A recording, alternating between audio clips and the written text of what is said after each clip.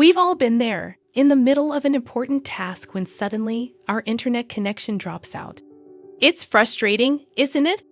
But don't worry, you're not alone, and there are ways to resolve these connectivity issues. One of the first things you can do is check your router. Is it on? Are all the lights flashing as they should be? Sometimes, the solution is as simple as restarting your router. Unplug it, wait a few seconds, then plug it back in. If that doesn't work, you might want to check your device. Is your Wi-Fi switched on?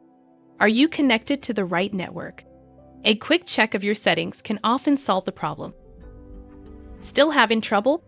It might be time to contact your internet service provider.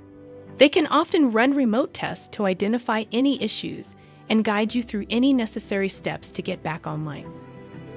Remember, connectivity issues can be frustrating, but they're often easily fixed. So the next time your internet goes down, don't panic. Take a deep breath, follow these steps, and you'll be back online in no time.